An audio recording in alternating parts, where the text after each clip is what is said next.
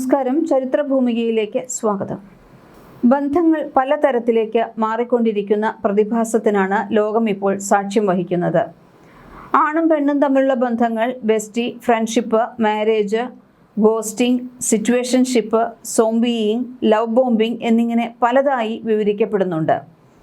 വിവാഹമോചിതർ വർദ്ധിക്കുന്നതും വിവാഹം തന്നെ വേണ്ടെന്ന് വയ്ക്കുന്നവരുടെയും എണ്ണം കൂടുകയാണ്. ഇതെല്ലാം നമ്മളിപ്പോഴും കണ്ടുകൊണ്ടിരിക്കുന്നതുമാണ്.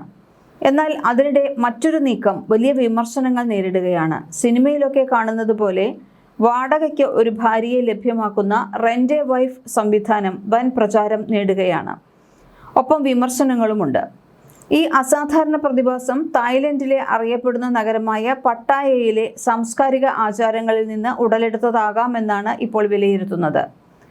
ഭാര്യ വാടകയ്ക്ക് അല്ലെങ്കിൽ ബ്ലാക്ക് പേൾ എന്നറിയപ്പെടുന്ന ഈ പ്രവൃത്തിയിൽ ഒരു നിശ്ചിത കാലയളവിലേക്കായി സ്ത്രീകളെ പണം കൊടുത്ത് സ്വന്തമാക്കാം. ഇത്തരത്തിൽ വാടകയ്ക്ക് വാങ്ങിക്കപ്പെടുന്ന സ്ത്രീകൾ ഭാര്യയുടേതായ എല്ലാ കടമകളും നിർവഹിക്കും. പണ്ടുകാലങ്ങളിൽ സംസ്കാരത്തിൻ്റെ ഭാഗമായിരുന്ന ഈ രീതി ഇന്ന് തായ്ലൻഡിൽ ബിസിനസ്സായി മാറിയിട്ടുണ്ട്. പണ്ടൊരു സംസ്കാരത്തിൻ്റെ ഭാഗമായിരുന്ന ഈ രീതി ഇന്ന് ബിസിനസ് എന്ന നിലയിലേക്ക് പരിണമിക്കുകയാണ് ചെയ്തത്.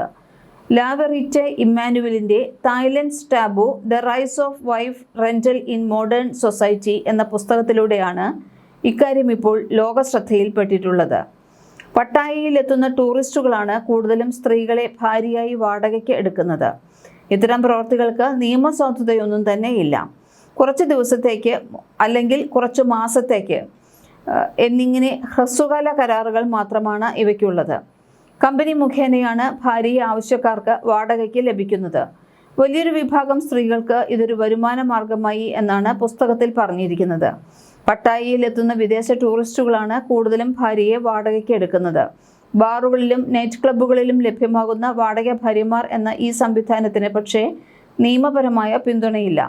ദിവസങ്ങൾ മുതൽ മാസങ്ങൾ വരെ നീളുന്ന ഹ്രസ്വകാല കരാറിൽ ഒപ്പിട്ടാണ് ഭാര്യയെ വാടകയ്ക്ക് എടുക്കുന്നത്. വയസ്സ്, ഭംഗി, വിദ്യാഭ്യാസം, കരാർ കാലാവധി എന്നിവ നോക്കിയാണ് വാടക നിരക്ക്. $1600 മുതൽ $1,16,000 വരെയാണ് ഭാര്യയെ വാടകയ്ക്ക് എടുക്കുന്നയാൾ നൽകേണ്ടത്. നിയമപരമായി ഇത് വിവാഹമല്ലെങ്കിലും തായ്ലൻഡിൽ ഈ സമ്പ്രദായത്തെ നിയന്ത്രിക്കുന്ന നിയമങ്ങളൊന്നും തന്നെ ഇപ്പോൾ ഇല്ല. ഈ രീതിക്കെതിരെ വ്യാപകമായ വിമർശനങ്ങൾ ഉയർന്നു വരുന്നതായാണ് റിപ്പോർട്ടുകൾ. കൂടുതൽ ചരിത്ര വാർത്തകളുമായി വീണ്ടും വരാം. ചരിത്രഭൂമിക സബ്സ്ക്രൈബ് ചെയ്യും.